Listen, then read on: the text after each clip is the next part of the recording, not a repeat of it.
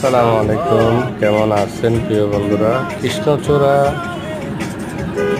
ফুলটি আপনাদের কার কার পছন্দ কমেন্ট বক্সে জানাবেন। ভিডিওটি চট্টগ্রাম থেকে রাঙ্গামাটি যাওয়ার পথে ধারণ করা হলো। এটা আমার কাছে খুবই খুবই সুন্দর লাগতেছে, এই জন্য আপনাদের সাথে শেয়ার করা। আশা করি আপনাদেরও ভালো লাগার কথা।